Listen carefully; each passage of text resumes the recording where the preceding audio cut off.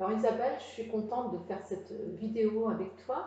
En fait, je t'ai proposé de faire une vidéo où tu te présentes, parce que quand je regarde tes propres vidéos, je trouve que la dimension humaine ne paraît pas assez.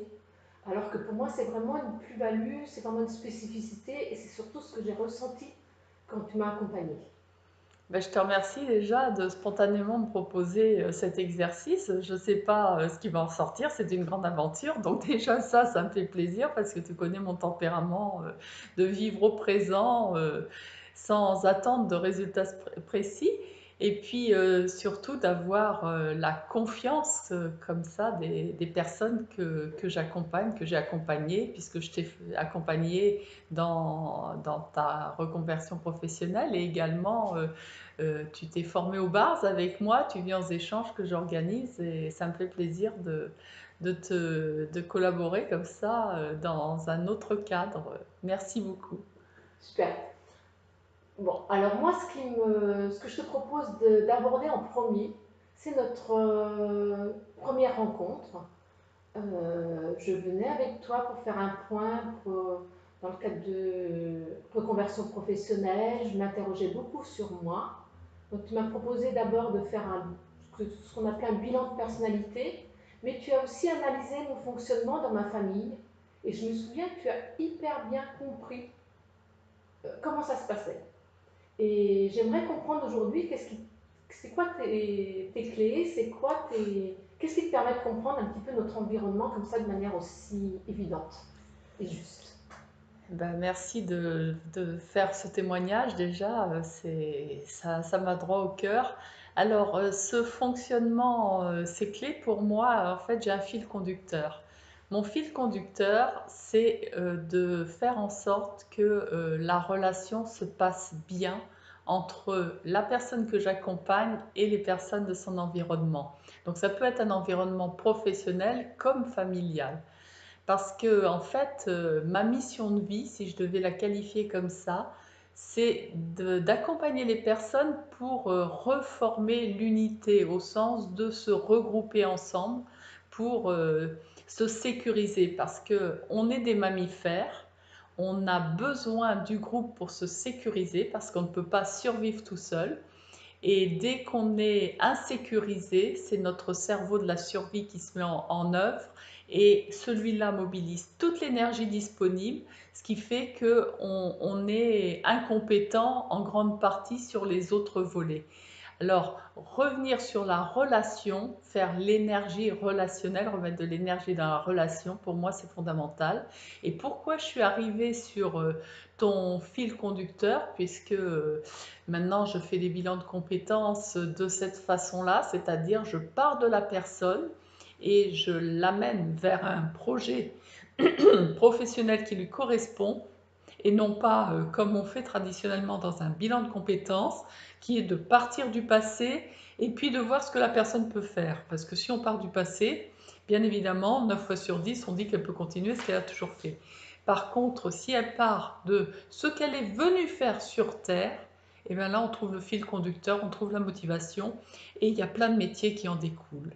Alors c'est ça ma clé, Marivonne, puisque en fait, quand tu es venue, bien sûr, on a vu ta personnalité, mais tout de suite, on a vu aussi tout ce qui se passe dans l'environnement familial et sur plusieurs générations, parce qu'il y a des ruptures de liens dans notre histoire de vie, dans notre histoire intergénérationnelle, qui font que on s'est coupé d'une partie de nous-mêmes et c'est ça qui va nous permettre d'avoir une meilleure relation avec nous, de renouer avec ces personnes avec lesquelles on a mal relationné pour des raisons diverses, hein. Ça peut être parce que avec un ancêtre, il y a eu une rupture de l'ordre du secret de famille qui fait qu'on n'a pas eu de relation ou la famille n'a pas eu de relation avec cette personne-là, comme ça peut être parce que il y a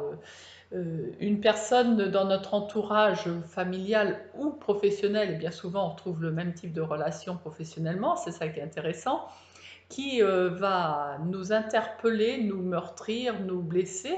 dans la façon dont elle va interagir avec nous, et ça nous renvoie à quelque chose de nous-mêmes qu'on doit assouplir, qu'on doit comprendre déjà pour pouvoir avoir la main et pouvoir répondre autrement. Alors, je ne sais Ok, pas si je suis claire. tu es claire.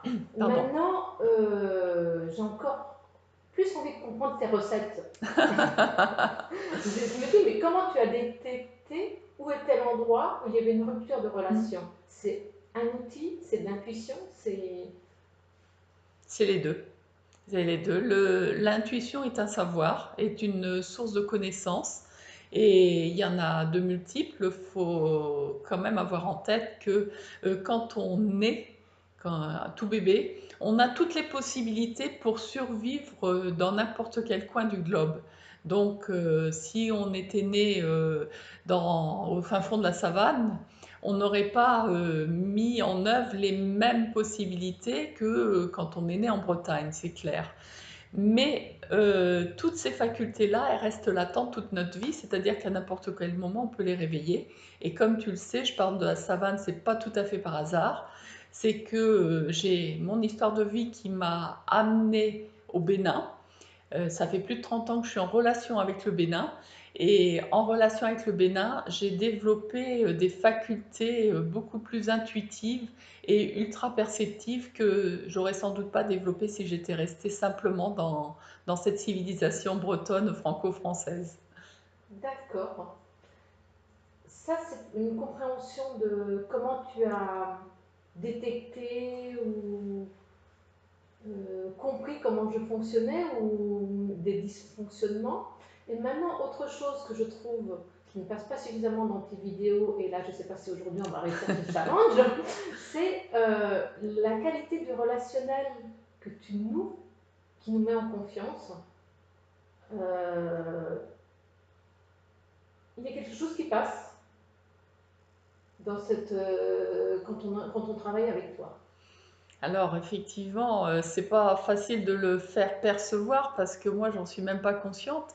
Ce que je peux dire, mais tu pas la première à m'en faire le retour, je te remercie d'accepter, qu'on enregistre cette vidéo pour le faire parce que ça me donne l'occasion d'en parler.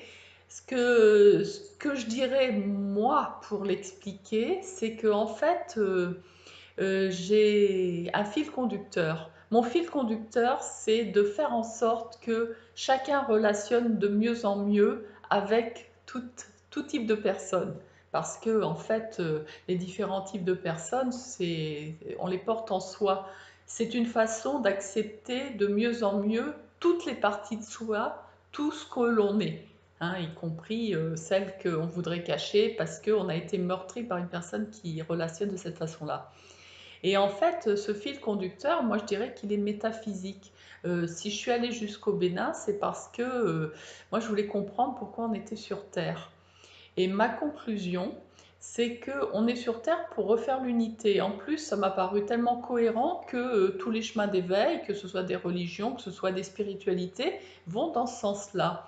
Et quand on développe l'intuition et un type de relation beaucoup plus complet, ce que j'ai élaboré au fur et à mesure de mon expérience, notamment avec l'ouverture du cœur. Alors ça paraît très théorique, mais pour moi c'est quelque chose plus de l'ordre du ressenti. C'est-à-dire que je vois que quand je ferme mon cœur ou quand je vois une personne fermer son cœur dans la relation, tout de suite je perçois un, un rétrécissement, je ne sais pas comment l'exprimer au niveau énergétique. Pour prendre une métaphore, ce serait le ballon de baudruche. C'est-à-dire qu'une relation épanouissante, c'est que on contribue à faire que son ballon de baudruche soit bien rond et bien gonflé, mais pas trop non plus. Et de même pour celui qui est en face. Et donc, quand je relationne avec quelqu'un, je fais en sorte de ne pas étriquer, de ne pas resserrer le ballon de baudruche de l'autre et non plus, et de la même façon, de ne pas le surgonfler, ce qui risquerait de le faire exploser. Donc voilà, c'est mon fil conducteur, c'est une image qui me vient en tête pour l'expliquer. Je voudrais savoir si c'est clair pour toi. C'est très clair. Et je te remercie. Là encore, c'est génial. parce que tu as réussi à me dire ce qui était indicible, ce qui se passait. Donc, bon, moi, je suis vraiment satisfaite. C'était vraiment mon objectif dans cet entretien. Maintenant, j'en ai un deuxième, c'est que ça donne envie de te rencontrer. Ah, J'espère que ça va marcher.